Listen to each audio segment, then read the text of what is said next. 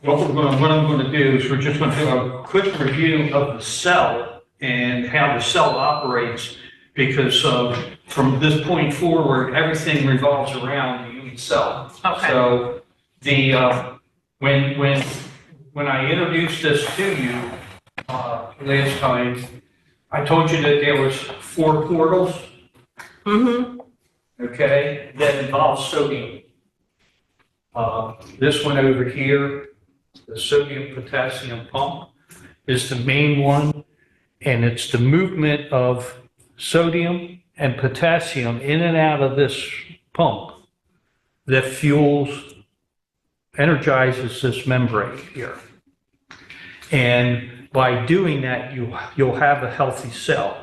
Sodium's still trying to get in down here. So you see 3 units of sodium get in on the calcium pump. Over here you have an amino acid pump, and there's sodium getting in here. And then over here there's a pump that regulates hydrogen. This is the hydrogen pump over here. So a healthy cell will have a low pH inside and a high pH on the outside. And naturally, you want more sodium in the fluid outside the cell, and that causes more potassium on the inside of the cell. So now you have a fully charged battery around the cell, and you're going to have a healthy cell. And you magnify that 1 trillion times, about 1 trillion cells in your body. And that's where your energy is going to come from. That's the ATP. This one down here we're going to talk about when we get into hormonal balance down here, the glucose and insulin. Just that was a real recap of that slide. Trina, if you would drop down to slide 19. There we go. This is how alcohol consumption is connected to the cardiovascular system. When you have a more elevated high blood pressure, there is an imbalance that happens in the cell that is magnified in the cardiovascular system. You'll have in your bloodstream, you'll have higher increased LDL levels, the low density lipoprotein versus the high level. You'll also have an increased insulin resistance within the blood, and your blood sugars will be on the high side. Blood sugars get high when the cells reject the insulin and the glucose that are trying to get into the cell. The cell's telling your bloodstream, I don't need it, I got enough, go on to somebody else. And all that winds up staying in your bloodstream. Okay, number 20, Trina. These are 2 different arteries. One is a normal artery, and the other one is a diseased artery. That buildup that you see in the narrow artery is lipid deposits. It's when these lipids become oxidized. If you remember from the flow chart, that's when your cardiovascular problems become greater, and you're at greater risk. Go to your next slide. And there's where your lipid oxidation happens. It's right down here. So all of this activity, all this oxidation here is happening in the cell, but then the particular cells in your cardiovascular system are affected by that lipid peroxidation. Okay, next slide. This is how a cell becomes cancerous. There's an initiation phase. It's a 4-step progression of cancer. Cancer needs a carcinogen to start oxidation. We know that carcinogen is, in this situation, is alcohol. What is the one constant throughout the progression, if you notice, is genetic change. You have it here, here, and here. If you remember, the NIAAA's 5-year plan had the rainbow in there. Well, the rainbow dealt with your environment, your age group, but it dealt with your DNA, RNA, and genetic changes that can happen.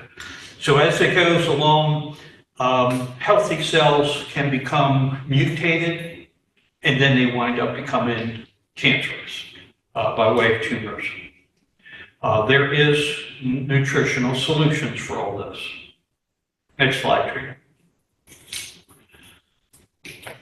One of the advisors I used when I wrote my book was a guy named Dr. James Williams. Dr. Williams was a doctor of Oriental medicine, and he wrote a book called Prolonging Health. The hallmark of his book is that he had investigated different theories of aging. So I used to get his email blast every time he sent out some sort of message. And then he sent out a message about this book called The Metabolic Approach to Cancer. Well, just the title was enough for me to want to buy the book and learn what they were talking about here. The book is written by a Dr. Nisha Winters and a nutritional therapist. Her name is Jess Kelly. And what Winters does, Dr. Winters actually teaches oncology doctors around the country on how to treat cancer nutritionally. And she has several that are associated with Johns Hopkins. The hallmark of her program is that sugar feeds a tumor.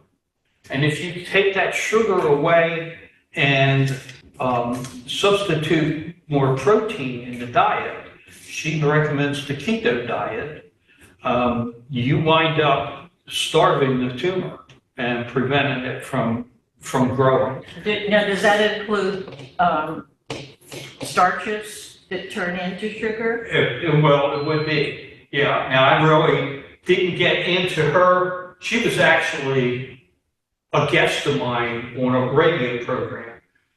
Several years ago, I did a radio program out of Baltimore, and she was one of my guests. We called her, she's based out in Colorado, and she started talking about her program, but how it related into the consumption of alcohol, because they do recommend that you can drink certain alcohols, but basically it's wine. And she allowed that because of the polyphenols that were in the wines. But her whole premise is that if you follow a good keto diet, it really gets involved in a couple other things.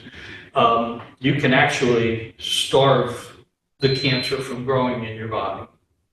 So interesting, because there's so much fat and sugar in the keto diet. She's got it broken down.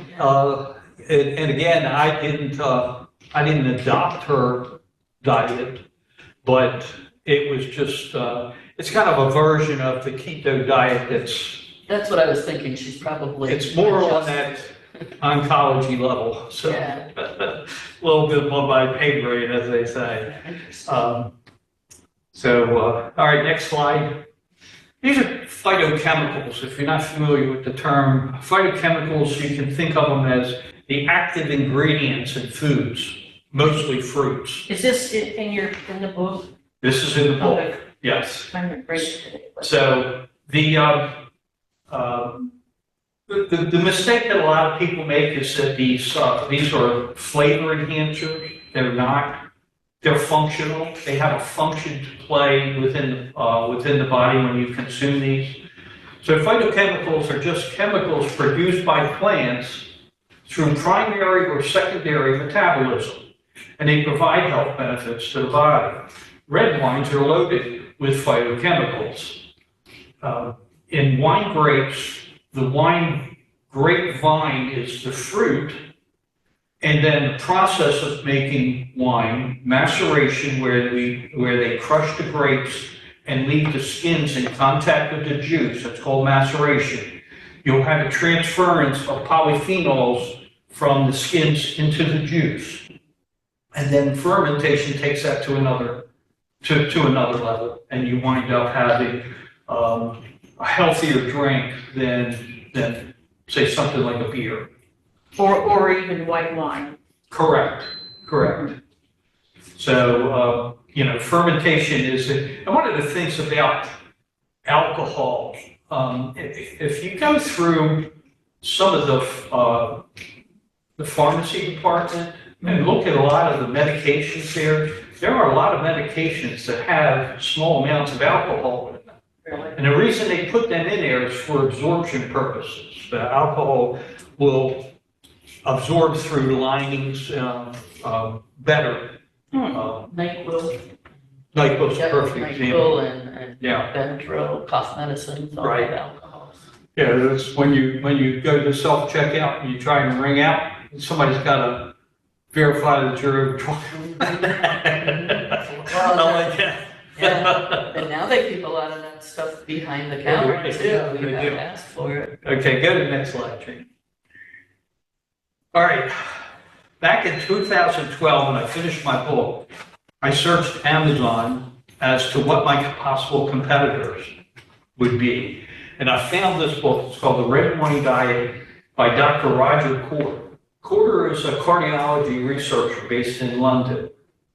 He identified 5 elements necessary for heart-healthy wines. The first and most important, I think, is high elevation. High elevation is identified as like 1,800 feet and up. And what happens on a mountain, as far as plant biology is concerned, the UV radiation from the sun is a lot more intense on a mountain. If you've ever gone skiing in the wintertime, you'd be wise to put on some sunscreen because you're going to get a healthy dose of radiation, even if it's cold.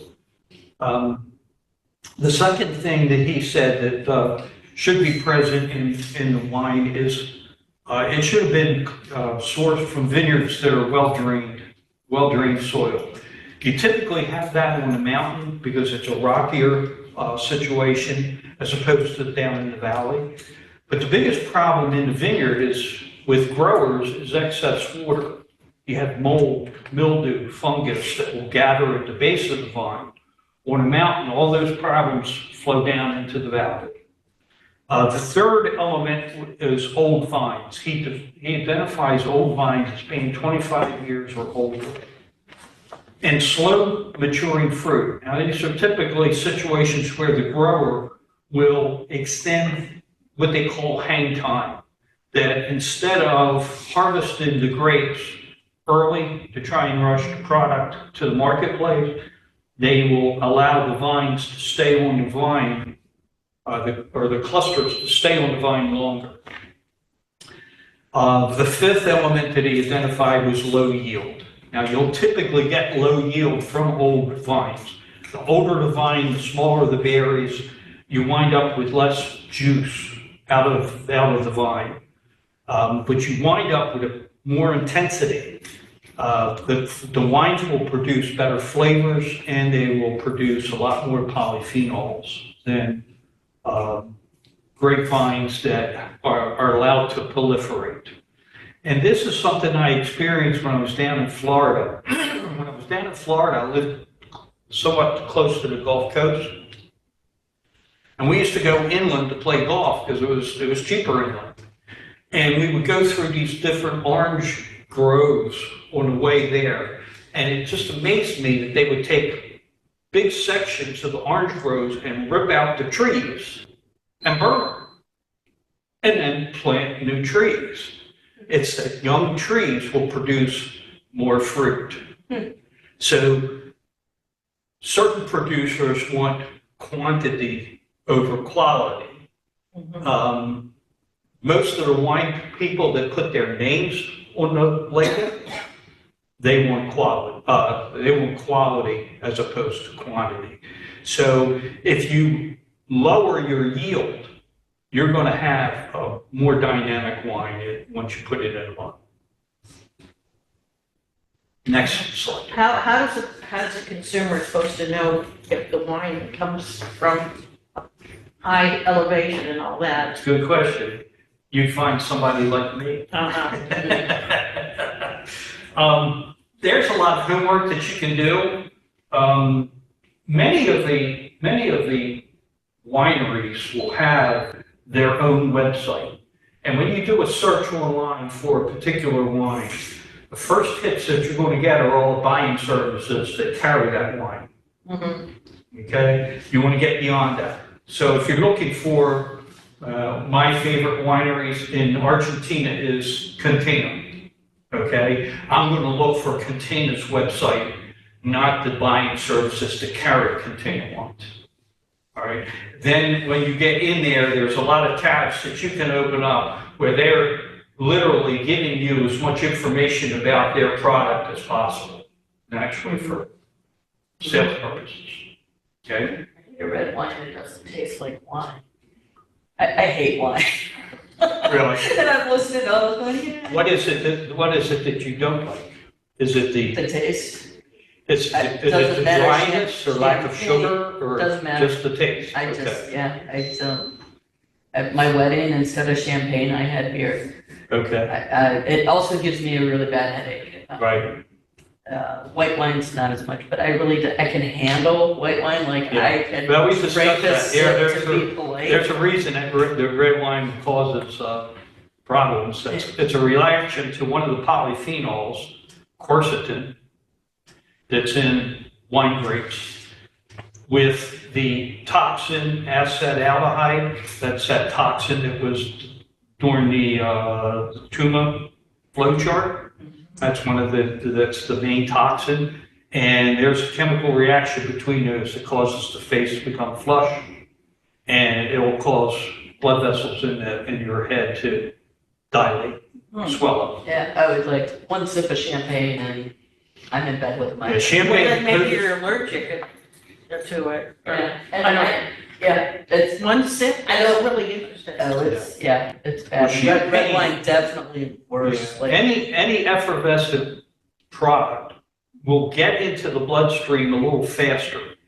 Some of that effervescence will absorb through the lining of the stomach. So where we talked about closing the caloric valve in the base of the stomach by eating protein, there's still some alcohol that gets into the bloodstream just by absorption through the lining of the stomach. So, Don't worry about it too much, so I just, but now listening to this, I wish I did. Steve, lots of Don't think- theories. wait a minute.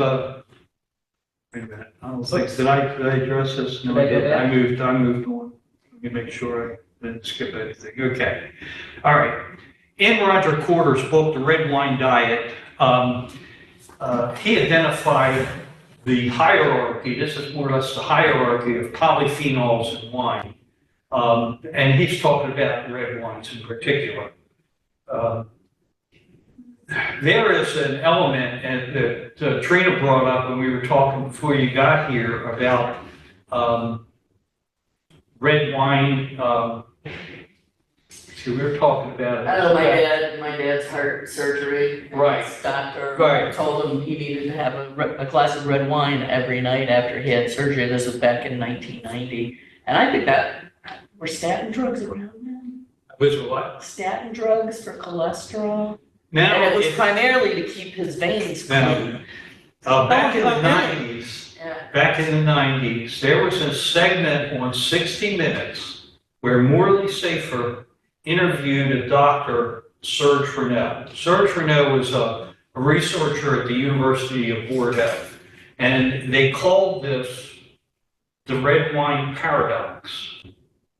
And they targeted, the study was done with French people, and they were trying to understand why they have such a fatty diet with the cheeses and brie and things that Yeah. their diet is so fatty, but they have very low percentages of cardiovascular disease. Yeah. And Serge Renaud identified that it's resveratrol. Well, resveratrol is this right here. Corder, being a cardiology researcher, he says the Frenchman doesn't know what he's talking about. It's this one over here. You know, the French and the English never did get along. But anyway, Corder just felt that And this is why he did this whole hierarchy of polyphenols. He wanted to show that it was on the it was a flavonoid and went down from there. So it's the procyanidins that are the heart healthy element. I feel that all of this is necessary, that it's synergistic. So yeah, resveratrol is going to have certain properties to it, but everything is necessary to make a heart healthy product. Next slide, Trina. Corder went on to identify that what happens in the cardiovascular system that prevents the buildup of plaque. He identified that the tannins in the red wine bind to protein. Okay, lipoprotein, LDL, HDL, they're proteins, and the tannic acid in the red wine will bind to proteins. That new molecule becomes heavier, and the body is able to remove it from the body. That's why you'll have a cardiologist will tell a patient that to help you recover better, start drinking a glass of red wine. That's the whole premise, that the polyphenols that are in the wine, not so much the alcohol, but the polyphenols are going to help clear the cardiovascular system. A quick story that this was, or maybe 100 years, a long time ago. My grandfather, who was Jewish, his doctor told him to have a tablespoon of Manischewitz a day. You just tell him that, yeah. Manischewitz made with mostly Concord. There's other flavors. We carry Manischewitz over at the store. It's still a popular product around Passover, and even some of the Christian churches will use it as a sacramental wine. What do you know? So, anyway, this is what Corder's contribution was to, and this is the connection between the metabolism of alcohol and the cardiovascular system. Go to the next slide, Trina. I love it when you can find somebody that takes advantage of some of the education and applies it. This is a study that was released by a professor with LSU, Department of Biomedical Sciences. Her name is Tammy Dugas. And she introduced the method of using the science of wine chemistry with stents. She says the problem with stents is that cells in the blood vessel will grow around the wire in the mesh and actually counteract the whole purpose of the stent being there.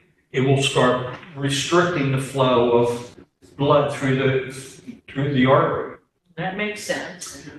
She says that there's another problem with stents in terms of what they release into the body. Usually there's some drugs involved that can become cancerous, but there's mostly the heavy metals that are in the mesh itself will have problems within the cardiovascular system. So she came up with the idea of using polyphenols in red wine to coat the wire of the stent so that instead of leaching heavy metals into the cardiovascular system, now it's leaching out the polyphenols from the red wine. Doesn't it wear off after a while? I'm sorry? Wouldn't it wear off after a while? I would think. I would imagine, just like anything else, but Dip it and bake it, dip it. Yeah. Lots of layers on it. so We have to figure out a way to leave the stent in and to put a new coating in.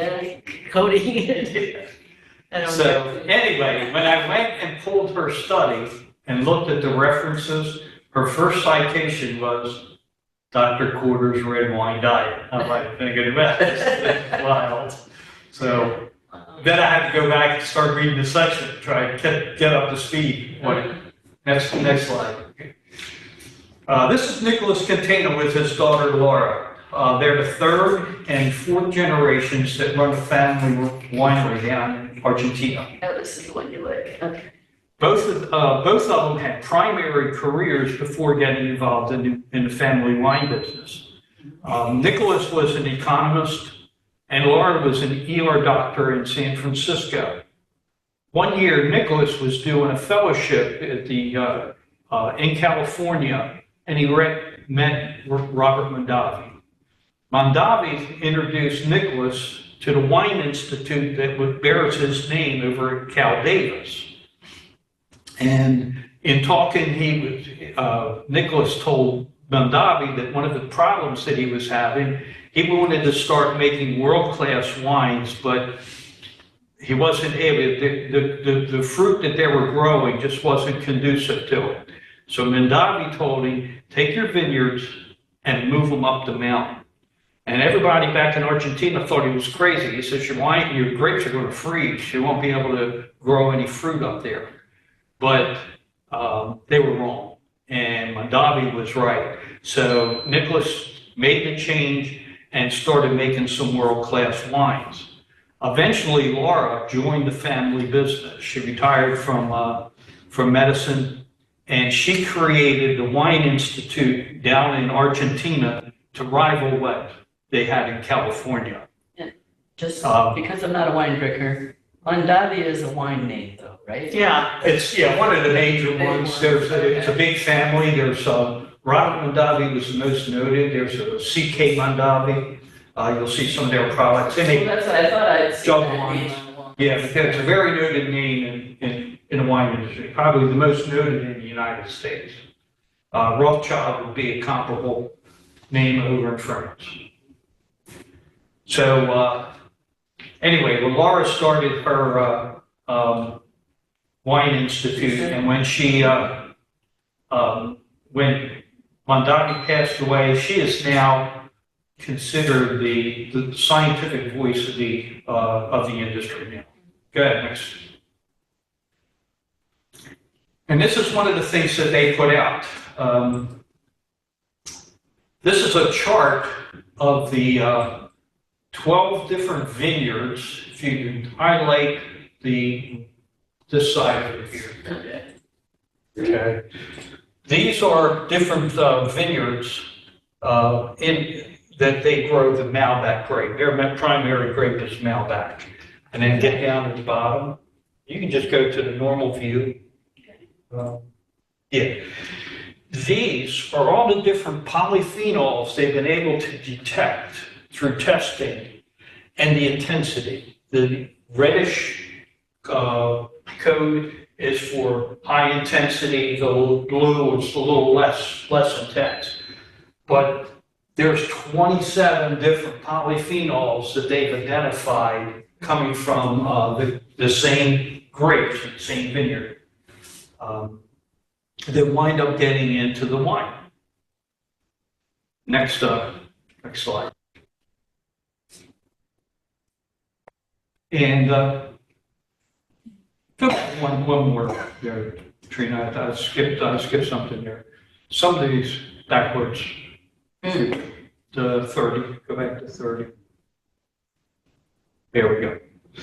Some of these we're going to be talking about when we get into how to regulate blood sugars. These are some of the polyphenols that will be in it.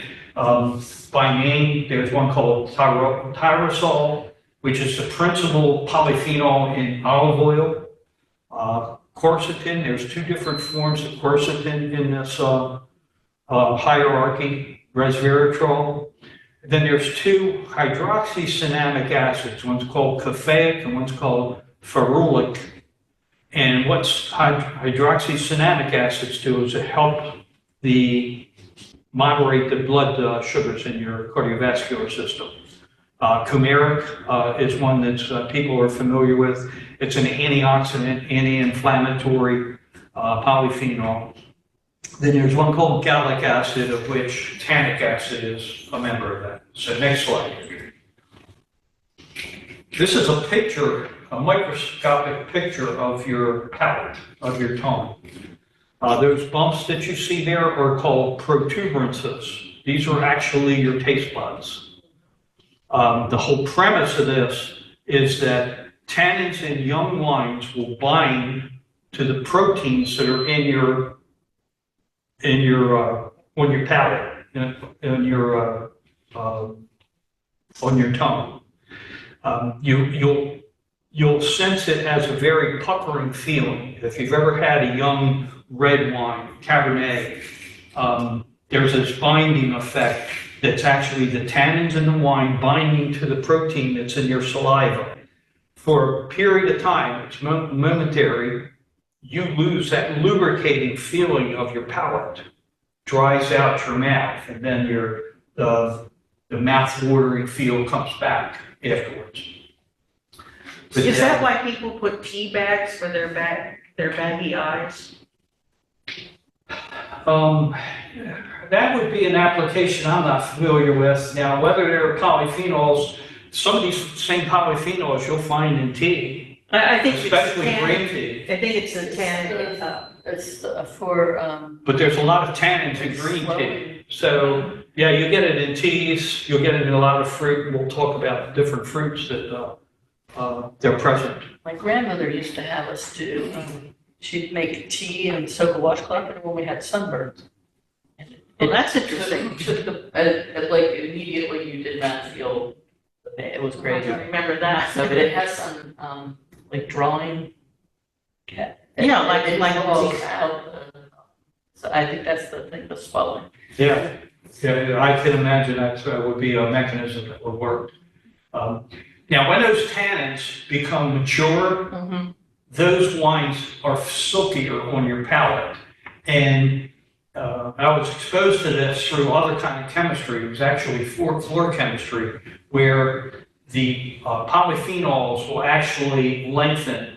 And when they lengthen, there's that, instead of having a puckering effect from the wine, it'll be a silkier feel on your palate. And they're very desirable wines. So the way I explain it to my customers is that if you get a young wine, you're going to have one that's going to have kind of harsh tannins to it that will pucker you up, as opposed to get some that are aged. Aged wines will typically have this. But you can bypass that by buying wines from higher elevations, because the higher elevations will produce a silkier wine. And the way I explain it, Mother Nature does it faster than Father Time.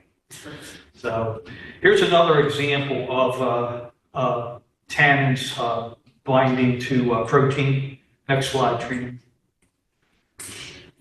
When a winemaker is making wine, the first tank that you see there is what they call turpin musk wine. This is where they crush the grapes, and there's a lot of seeds and stems and skins that get into it. So it's very cloudy. Before they bottle that wine, they got to clear all that stuff out. One of the ways they do it is by introducing a protein into the tank that's usually something like egg whites. The protein will bind to the particles of protein within the tank, and then that molecule becomes heavier and flows to the bottom of the tank. Then they take and they pump out the clear wine into the next tank before they bottle that wine. Next slide. Okay, getting back to the World Health Organization, they put out this study a couple years ago that said there was no safe amount of alcohol that you can consume. This is what they wrote in the study itself. Ethanol, the scientific word for alcohol, causes cancer through a biological mechanism as the compound breaks down in the body, which means that any beverage containing alcohol, regardless of the price, the quality, poses a risk of developing cancer. They went on to say it's not the beverage, it's the alcohol.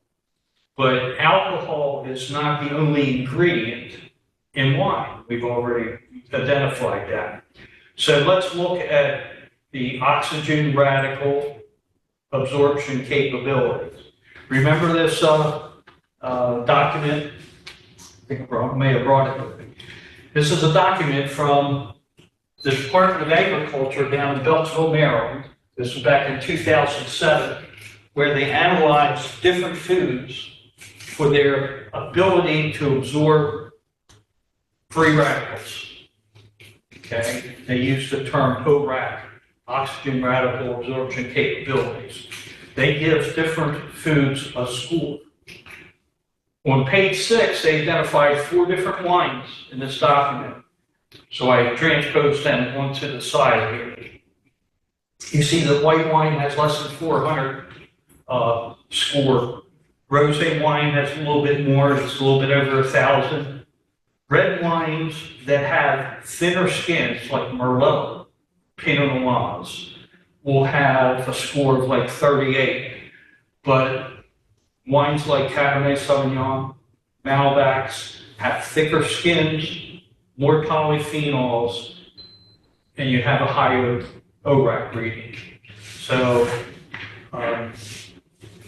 the Cabernets wind up producing, if you look at this and analyze it, what it's saying is a serving of wine will have 5,000 units be able to absorb 5,000 free radicals, which means that this wine here at 15% alcohol, typically these are very bold wines, they're at the very high end of the scale. Wines above 15% or wind up classified by the government as fortified. They're taxed differently. So when they're doing table wines, 15% is typically the high end. That produces a certain amount of oxidation once metabolized, but the polyphenols are negating just about all of that. Okay. Then the Mediterranean diet will promote wine with meals. Go to the next slide there, Trina. This is from the Mayo Clinic. The Mediterranean diet is a way of eating based on the traditional cuisines of countries bordering the Mediterranean Sea. There is no single definition, but the diet includes these foods. It's usually plant-based, whole grains with healthy fats. Wine in moderation is optional, and if there is going to be wine, they tell you drink red wine. It's for the functionality of it, the antioxidant capabilities, as we showed you the last slide with the ORAC readings. I prefer to consume foods based on their functionality as opposed to their flavor. Next slide. And see if you can play that video.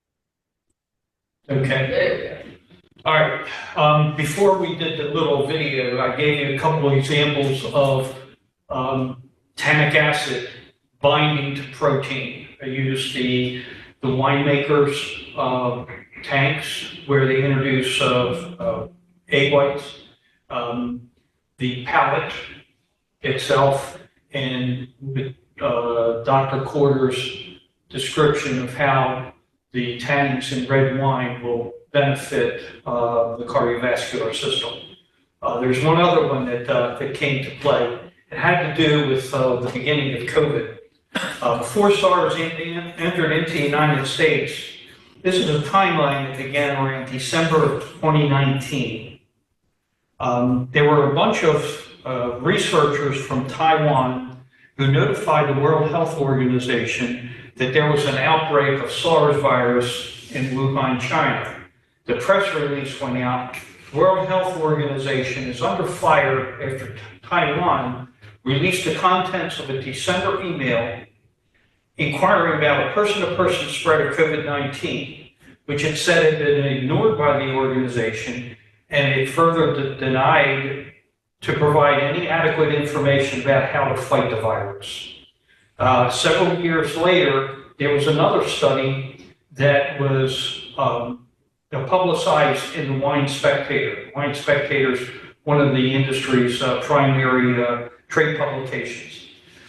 The study was titled "Tannic Acid Suppresses SARS." When that study was released, I pulled it, I started reading it, and got distracted, and I put it away. I never went back to it for a while.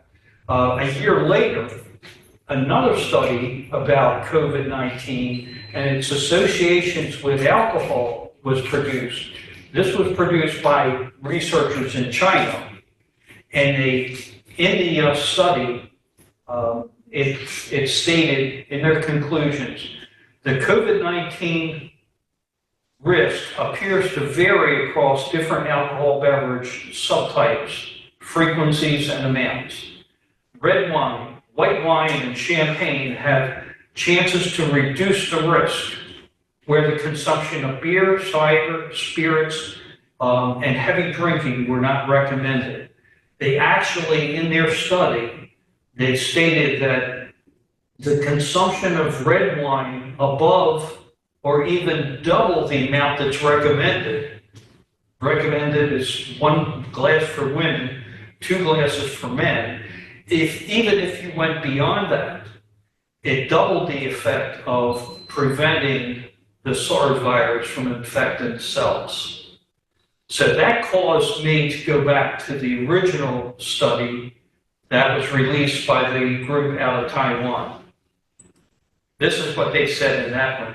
The study about tannic acid suppressing COVID-19 was written by a group of cancer researchers. These were not infectious disease researchers. They were oncology researchers.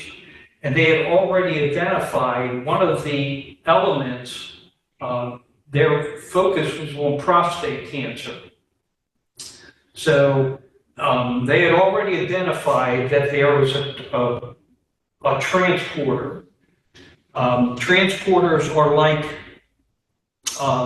glucose and insulin, need to partner up, be able to get inside of the cell. Other elements can get into the cell by way of a transporter. And they have identified that the transporter involved with SARS infections was the exact same transporter in prostate cancer.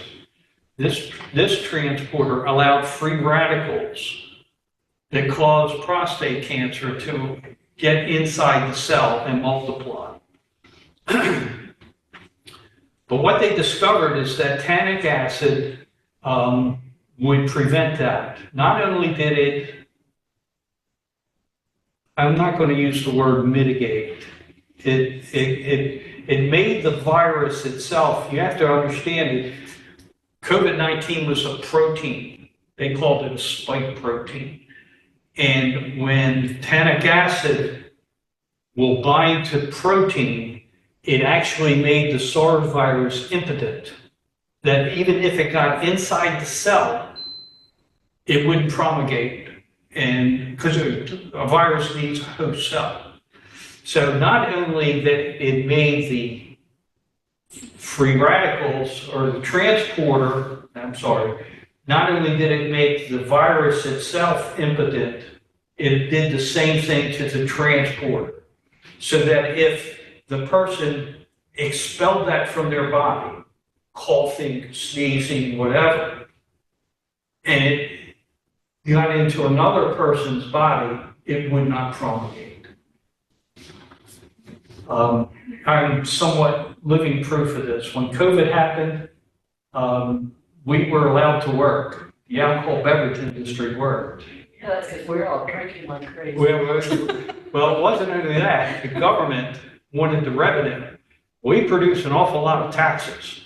You know, everything that we sell is alcohol. Alcohol is taxed. Sometimes it's double taxed. We're the only state in the union that has a surcharge on the sales tax. So sales tax is 6%, but you pay an additional 3% if it's alcohol. But the entire time where we were told to wear a mask, I wore a mask. When it wasn't required, I took the mask off. I never got any vaccines during the COVID. My diet kept me from getting infected by the flu. Next slide. And this is the documentation. This is the transmembrane here. The transmembrane is necessary for the virus to be able to get in. So the transmembrane is like the bus driver. And SARS hitches a ride into it. If you remember this cell where with the amino acids, remember I told you that there was an amino acid portal? It was like on this side over here. This transmembrane is an amino acid. That's how the transmembrane gets into the cell. And things like viruses can hitch a ride to that. And that's how you get infected cells. So, they already identified that this was the way free radicals got into prostate cancer, and they already knew that tannic acid inhibited that. All they did was take that same research and applied it to SARS virus. This never got any play. The only media outlet that carried this was the Wine Spectator, and they're just not mainstream media. I saw it because I get their emails.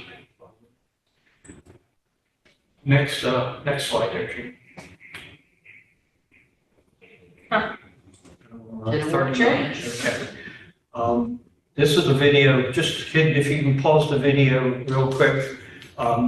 This is a slide that will be towards the end. Go ahead, you can go ahead and play that a while. This is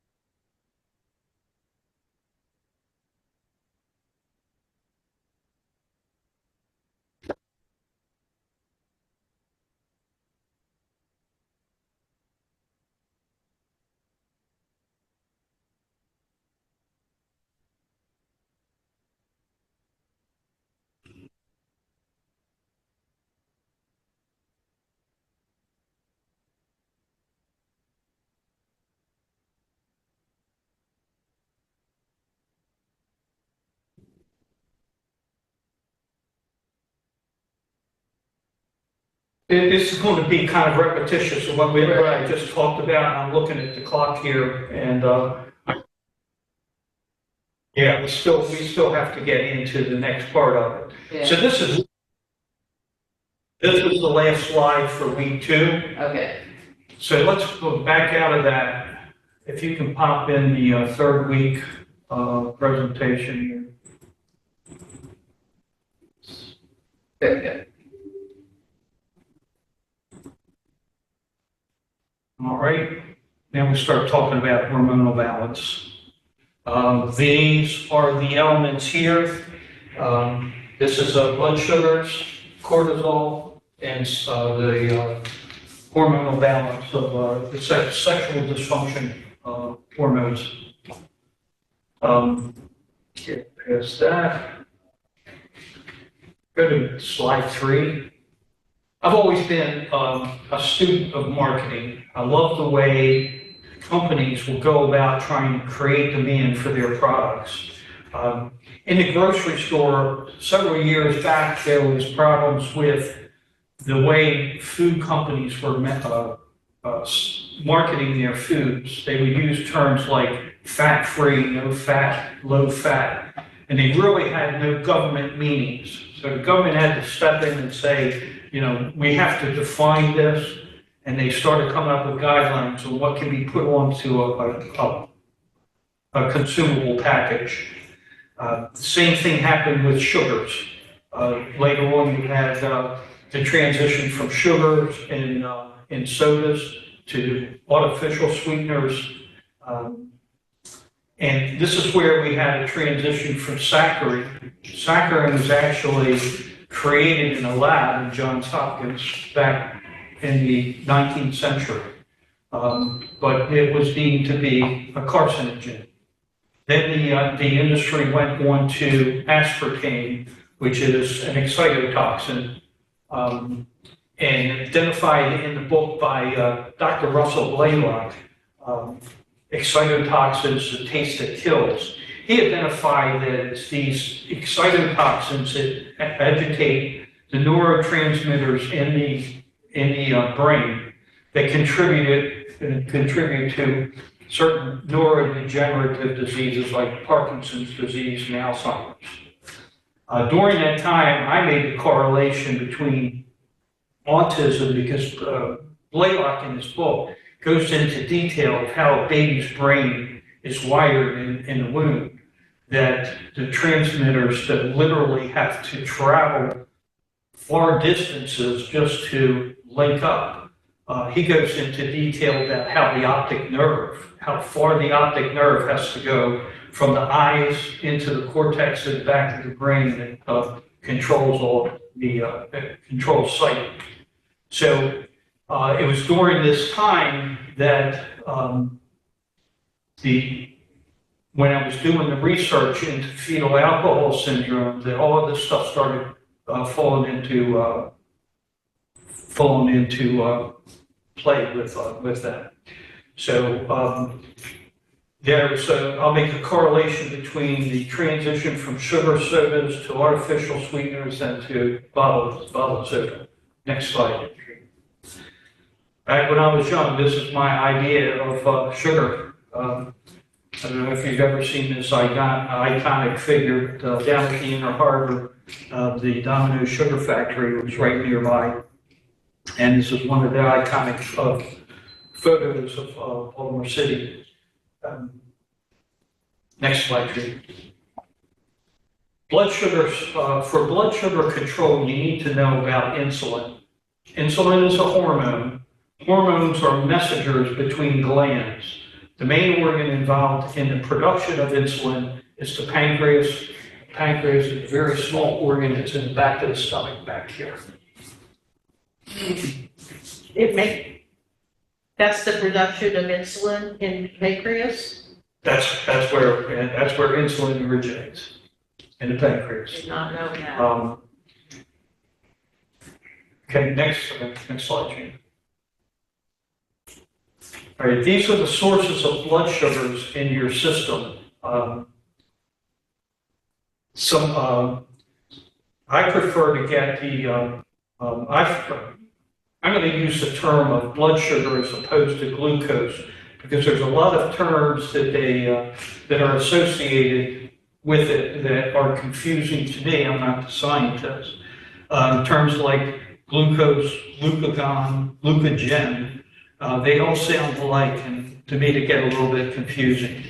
One of the sources of sugar are naturally external when you eat certain foods, but there's also two internal sources of sugars, blood sugars, the pancreas and the liver. Next slide. In October 1994, the NIAAA issued an alert regarding alcohol and hormones. They defined hormones as messengers between glands. Alcohol helps the pancreas produce insulin. When I introduce you to the glycemic index in a few slides, you'll understand the impact of that. Alcohol can alter blood sugar levels regardless of the source, so whether they're internal or whether they're internal from the pancreas or liver. Why is that? Well, alcohol itself is a sugar. Too much alcohol impairs the regulation of blood sugars. The sugar glucose is the main energy source in all tissues, whether it's human or plant. The impairment depends on the state of the body. In humans, what is the starting point? There's a term called hypoglycemia, which is low blood sugars. Hyperglycemia is high blood sugars. And there's a team of researchers I'll introduce you to soon that will use the terms of fasting state and fed state in terms of alcohol. Next slide. 10 years ago, I volunteered to teach some fetal alcohol syndrome classes at the Charlotte Pregnancy Care Center in Florida. I would describe the wiring of the brain using my fingers of connecting around the head. Not only did I stress no alcohol during pregnancy, but also made the mothers aware of the dangers of aspartame and diet sodas. It's a natural reaction for women who are pregnant and picking up weight to reach for any type of diet food to be able to keep the weight down. But many of them did not know the extent of some of the ingredients in those foods. Next one. Blaylock, in his book, hinted that glutamates like aspartame and NutraSweet could be responsible for the rise of autism. The rise in autism in the United States began in the late 80s, and it coincided with a change from the sweetener used in diet sodas. When I opened up my store in '82, I had the opportunity to buy 1,000 cases of Coke. It was during a time of transition from sugar sodas to saccharin to aspartame. If you look at the chart here, the chart will show that in the birth years before 67, the autism rate was relatively low, 3.1. During that time period, the sodas were sugar-based. It was Coke, Pepsi, RC. Bottled water wasn't on the horizon then. In birth years right before 1980, the autism rate went up a little bit. That was a change from sugar-based to the substitute of saccharin. But then in the 80s, all the way up to 95, big spike in autism. That's because the diet sweetener of choice became aspartame. And then bottled waters were just starting to be introduced then. Then after bottled water became a little bit more popular, leading up to 2005, the autism rate came down. Not enough, it's still a problem, but that's because the diet sodas were being replaced by bottled water. So the same element happened in reverse in Europe, because when this happened here, the soda companies went to the Clinton initiative to be able to get their product into the European market. So the Europeans were already drinking a lot of bottled water back in these early years. Perrier, Evian, Pellegrino. What happened was that once the soda companies started introducing the diet sodas, their autism rates went up. And that was like in this time frame down here. In fact, in the United Kingdom, after a few years of having diet sodas in the marketplace, they banned diet sodas from high schools or from schools altogether. Couldn't use diet sodas in schools. Next slide, Trina. And this is the mechanism of what Blaylock was talking about. The picture on the left is a neuron that's in the brain. It looks like a loblolly tree, and if you take a look at it. These are the neurons that are up here, and then go to the other side there, Trina. The other side here, the sap. This is where thought transfers, right here. There is two types of thought transfer. Some of them are electrical, and the example I use is if you go out to your car, put jumper cables on them, and you take the other two probes and get them close, you can actually see a spark will jump. The old televisions that we had back in the 60s and 70s had tubes that would do the same thing. They would start sparking. It was an arcing of electricity from one tube to another. This happens inside the brain. This is two neurons that are transferring thought. This here also becomes, it's a chemical reaction as well as an electrical one. What Blaylock does is he points a finger that the amino acids in aspartame, glutamate, aspartate, and glycine cause this space here to separate to the point where you lose that is the onset of dementia, when those neurons get too far apart where it can't be an electrical jump or a chemical transfer. And that's what's the onset of neurodegenerative diseases like Parkinson's and Alzheimer's.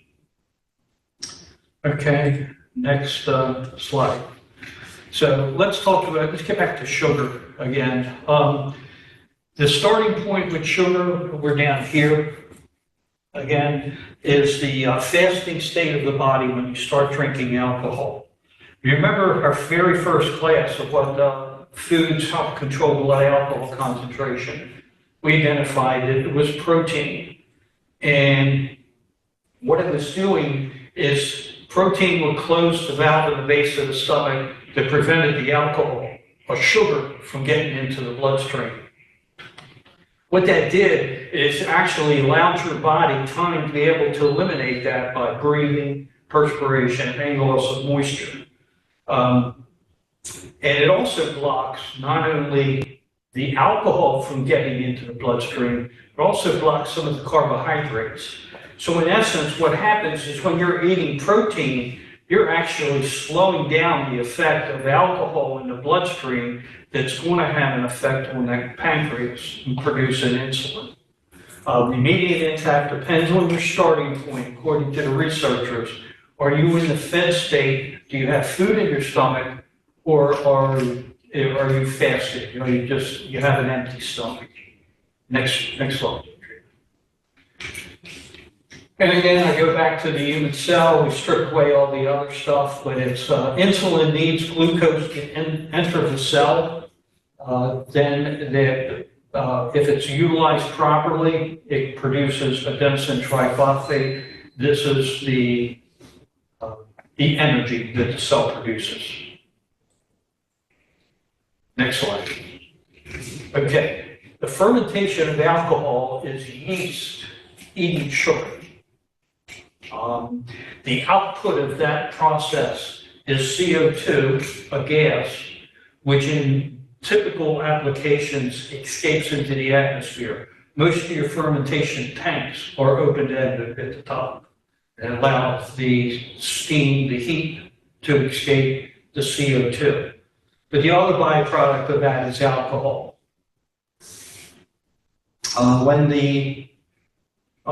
So where does the sugar come from? Go back one more. Yeah. The sugar, where does the sugar come from? Well, with wine, it comes from the grape itself. The grapes have sugar. It's a transfer from the photosynthesis of the leaves into the fruit itself. With beer, that sugar is derived either from hops or the grains, whatever their formula is for brewing their beer. And in spirits, fermentation always takes place before distillation. And those elements will be typically grains like malts, rye. Bourbon uses corn as a sugar source before distillation. Next slide. There are five different sugars in wine grapes. Only two ferment, glucose and fructose. These unfermentable sugars are somewhat insignificant. The only contribution that they have is they go along for the ride. They don't have an impact on your glycemic index, or it doesn't have any impact on your insulin production. They're just there. I never knew they were there until about maybe 8 years ago.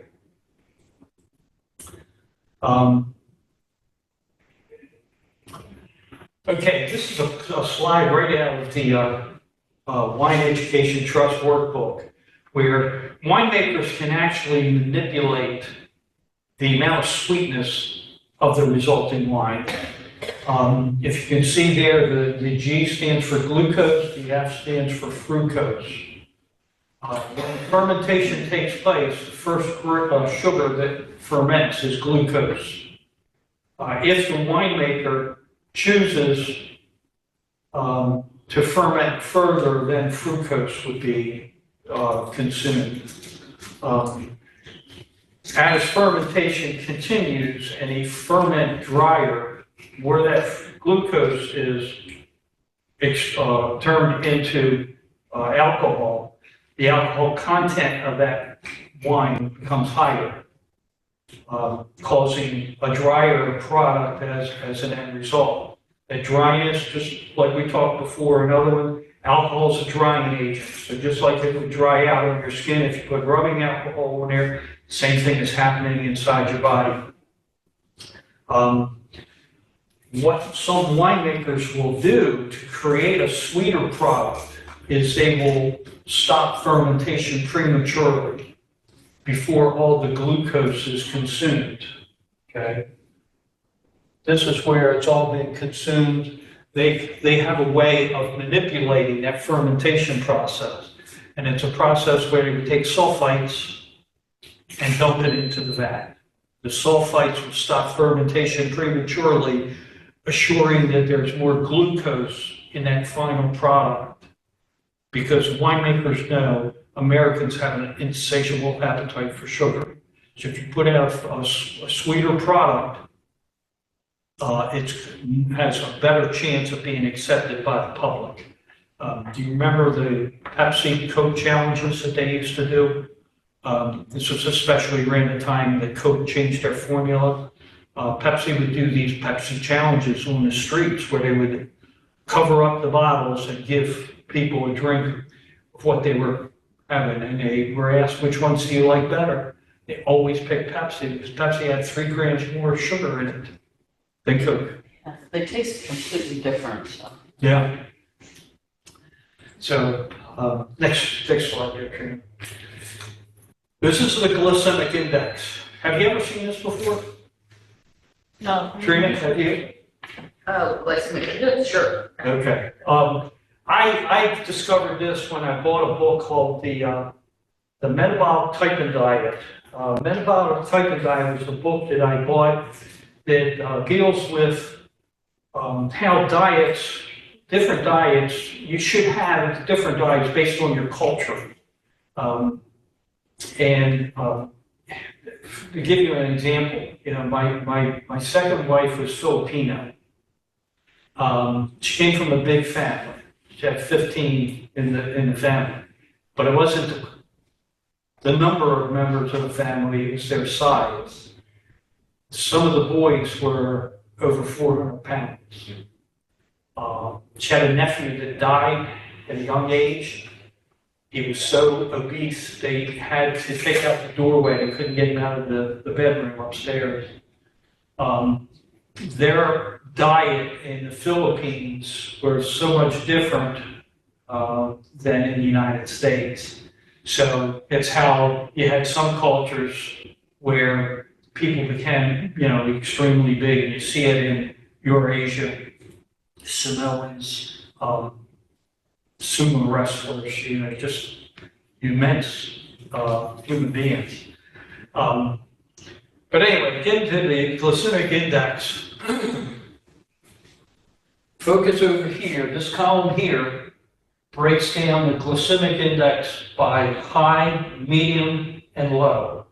And this is the impact that these sugars would have, like fructose is way down here. Remember, fructose is one of the grapes, or one of the sugars in wine, has a very low impact on insulin. These have a medium, these have high. Notice that glucose, the very first grape, of sugar that was being consumed by fermentation, is 100. When I was first introduced to this, I thought 100 was the top of the scale. And it wasn't until I saw this version of it where I saw that alcohol in beer is at 110. So if you go back to the fermentation slide, they ferment wines to be dry by consuming all of the glucose, but in return, they wind up getting a product that's got 10% more impact on insulin than the glucose that was consumed by the yeast. Other notable sugar is here, sucrose, table sugar. This is what most people think when they hear the term sugar. They have no clue about all these other sugars. And I get people coming in all the time asking me for the wine without any sugars. They don't want any sugars. I says, do you want alcohol in your wine? Oh, yeah, I don't want the alcohol. So why hold the sugar? You know? So it's just the ignorance of, you know, the people in the marketplace who just don't understand that how many different sugars there are and how much they will affect the production of insulin out of the pancreas. Okay, next slide.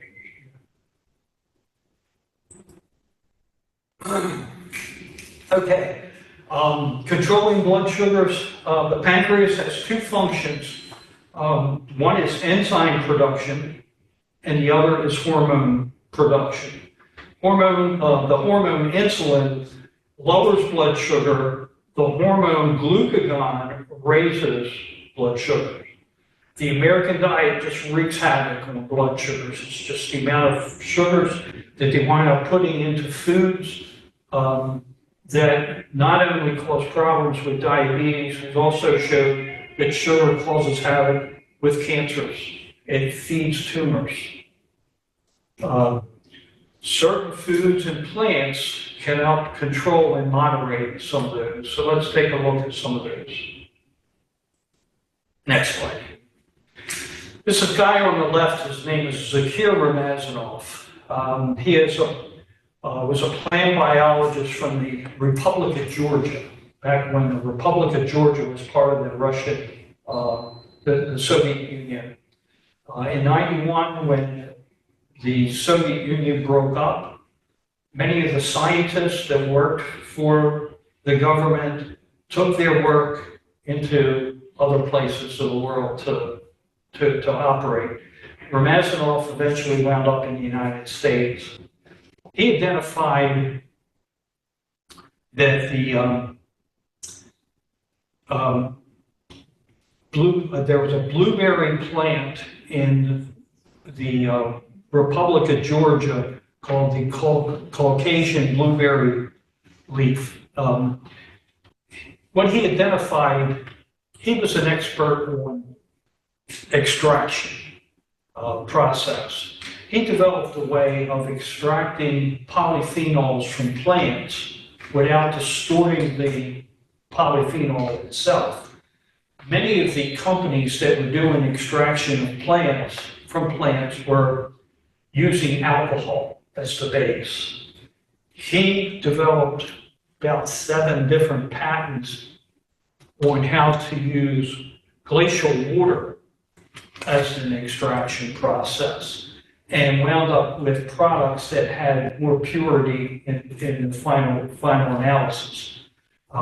One of those plants that he used was a blueberry plant, but he didn't use the fruit of the plant.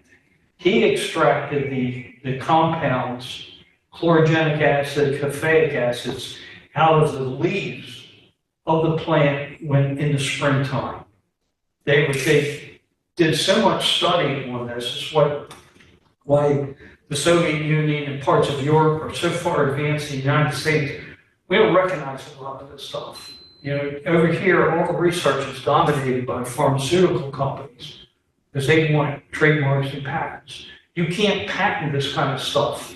You can't patent anything that is pulled out of nature. No government will allow a patent on something that nature provides. So what they identified is that the spring leaf had the higher compounds of chlorogenic and caffeic acids. Then he went on to identify that there was a triple strategy in dealing with blood control, blood sugars.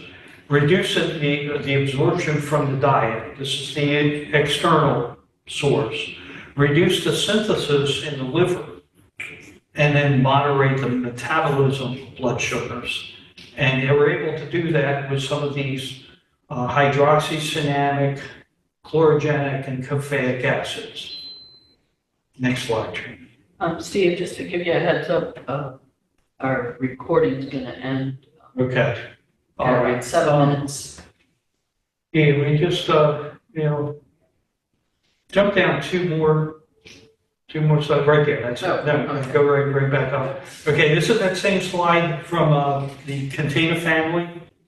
I circled some of the polyphenols that are in wine that have those properties of helping with blood sugars. Next slide. All right, now let's quickly talk about stress. The stress hormone is one called cortisol. Stress has 3 different components. There's a physical stress, mental stress, sexual stress. Each one of these depletes energy. Stress just depletes a lot of energy. Go to your next slide.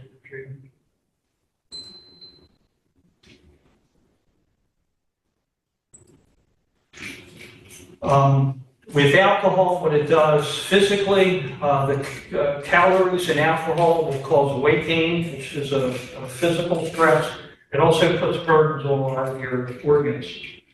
Mentally, it's a depressant and can cause mental fatigue. Next one.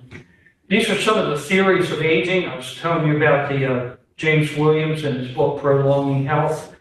3 of these, the first 3 are all cellular, free radical aging, DNA aging, telomeres, and then neuroendocrines, that is your hormonal. Next slide. This is the relationship between alcohol and stress. You just follow the lines across as we go. This was created by 2 researchers, Robert Spencer and Ken Hutchinson, in a paper called Alcohol, Aging, and the Stress Response. In line 1A, alcohol enters the body and stimulates cortisol production. In return, cortisol gives the alcohol rewarding factor.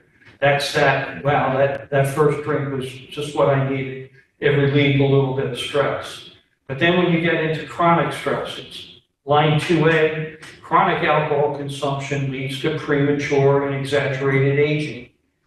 And then the aging process results in an increased blood alcohol concentration when you have the same dose. This is what seniors experience.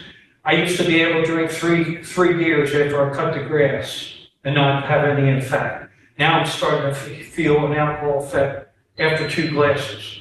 So that's basically what that is. It's that the aging process is changing your tolerance to alcohol. In 3A, you have chronic cortisol elevations that result in premature and aggressive aging. And then they have the aging process leads to an increase of cortisol secretions that impair the body's ability to adapt. Next slide.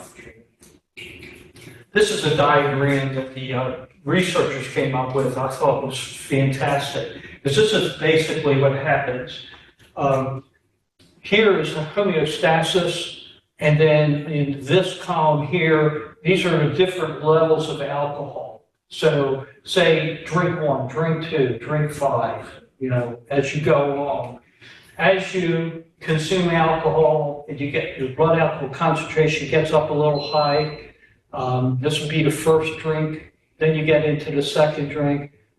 When you go beyond that, now you start coming down, because now you're starting, remember, alcohol is a depressant. So now the more you drink, the more depressed mentally that you're going to be. If you're in a bar playing tunes on a jukebox, you're going to wind up with all the sad songs around this time. People wind up in a more depressed mood. Next slide. So we were talking about your stress response to Trina, to your father's bypass situation. Okay, perfect example. This is your calm side of the central nervous system. This is your alarm side. This is when you get news that, you have somebody's in the hospital, they're having an operation. So what it does, it changes your eyes, the pupils of your eyes from normal to a dilated state. It inhibits the flow of saliva. It also affects the way you breathe. You go from a relaxed state to dilated bronchial tubes.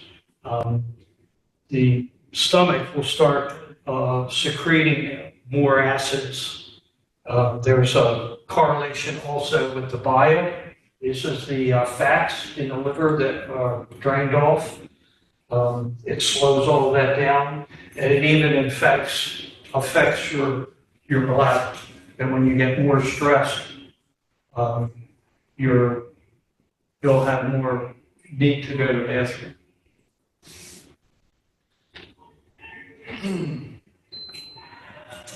Okay, this is the polyphenol that they wind up identifying. There is a supplement that's common in Europe. It's not known in the United States that much. It's called adaptogens. Adaptogens are certain compounds from nature that they use to help deal with stress. And this is, again, something that Ramazanov worked on with the old Soviet Union. This is the typical stress response. It's this dotted line. What adaptogens do, it helps protect and brings the stress level down to a more comfortable level. And How do we get adaptogen in this country? there are some, go to your next slide. Yeah, we'll skip that and go right to the next one. This is the one I take. It's called rhodiola rosea.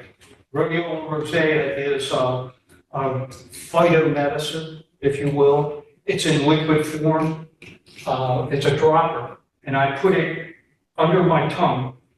And what adaptogens do, and the last slide kind of shows it, is that it has the ability to bring down that stress level to where it normalizes your breathing, it normalizes your thought, all your body organs will go back into that parasympathetic, sympathetic mood, and just relaxes you. Well, where do you get this thing? Well, I buy this from, you can get it on Amazon. Okay. There used to be, remember, there was a natural food store here in Easton that I used to buy it from. I remember. And they went up closing, that's when I went to Amazon. I'm now getting it from a company called Viticals. That is a 4-ounce bottle. Typically it's around high 40s, $50 a bottle, but it lasts a while. This particular version has a little bit of alcohol in it, which I prefer to the non-alcohol version. Again, it's just a matter of absorption in the body. We can really stop right there. This is one more slide. This is a book by Schaefer Fox. Schaefer Fox was the other gentleman who was with Ramazanov. When Ramazanov left the Soviet Union and came to the United States, he set up shop in upstate New York. And Ramazanov was in the nutraceutical industry. And he found out about some of this stuff.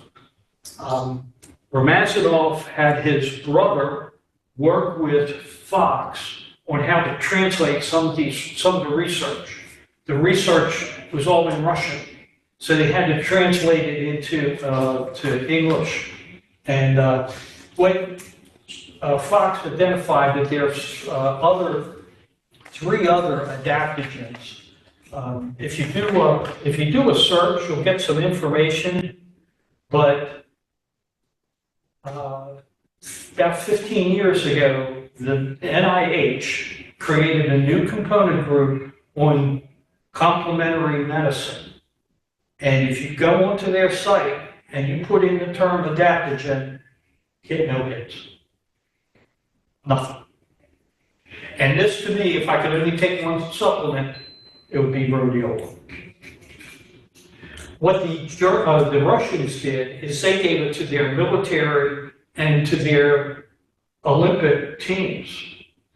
What it did for them on the battlefield or on the in competition, it allowed them to use their muscles longer.